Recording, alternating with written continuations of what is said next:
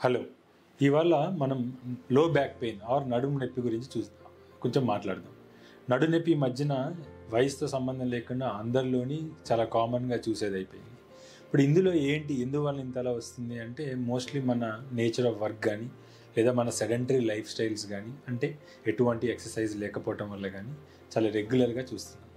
ఇప్పుడు చిన్న వయసులో జనరల్గా నడుము నొప్పి ఎవరు వస్తుందంటే ఎక్కువగా కూర్చుని పని చేసే వాళ్ళలో ఎటువంటి యాక్టివిటీ లేకుండా ఒకే పొజిషన్లో ఎక్కువసేపు కూర్చుని పోస్చర్ ప్రాపర్గా మెయింటైన్ చేయకపోవటం వల్ల కండరాలు కొంచెం వీక్ అయ్యి వీళ్ళలో ఎక్కువగా చూస్తాం.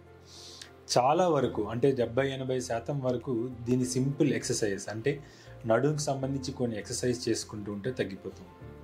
దాంతోపాటు ఎక్సర్సైజెస్తో పాటు కొన్ని యాక్టివిటీ మోడిఫికేషన్ అంటే బరువు ఎత్తేటప్పుడు ఎత్తే పద్ధతి కానీ, లేకపోతే ఎక్కువసేపు కూర్చొని చేసేటప్పుడు వర్క్ స్టేషన్ దగ్గర ఎలా కూర్చోవాలి, మనకి వర్క్ స్టేషన్లో కంప్యూటర్ కానీ స్క్రీన్ కానీ ఏ పొజిషన్లో ఉండాలి అనేది కొంచెం చూసుకుని జాగ్రత్తలు చేసుకోవాల్సి ఉంటుంది. ఇప్పుడు వయసుతో సంబంధం లేకుండా కొంచెం పెద్ద వయసులో వచ్చే దాంట్లో జనరలీ అరుగుదల మార్పుల వల్ల చూస్తూ ఉంటాం. అంటే అరుగుదల ఏమవుతుంది, ఎముకల మధ్యలో ఉండే డిస్క్ మోర్లీ ఏంటి అంటే మనకి వాటర్ లాగా ఉంటుందన్నమాట. అది ఎప్పుడైతే ఆ జెల్ ఫామ్లో ఉండదు, కొంచెం వయసుతో పాటు గట్టిపడుతూ ఉంటుందో బయటకు వచ్చినప్పుడు డిస్క్ బల్జ్ కానీ డిస్క్ ప్రొలాప్స్ కానీ అంటాం.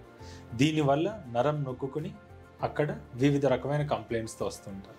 ఒకటి నడుము నొప్పితో వస్తారు, కొన్ని మంది కాలు లాగటం వల్ల వస్తూ ఉంటారు. ఇప్పుడు చాలామందికి ఏంటి అంటే చాలా చిన్న చిన్న నొప్పులు ఉన్నా కానీ షయాటికాతో వస్తారు. మాకు షయాటికా ఉంది, మాకు ఎంఆర్ఐ చేయించండి అని అంటారు. ఇలా ప్రతి ఒక్కరికి ఎంఆర్ఐ చేయించేంత అవసరం అయితే ఉండదు.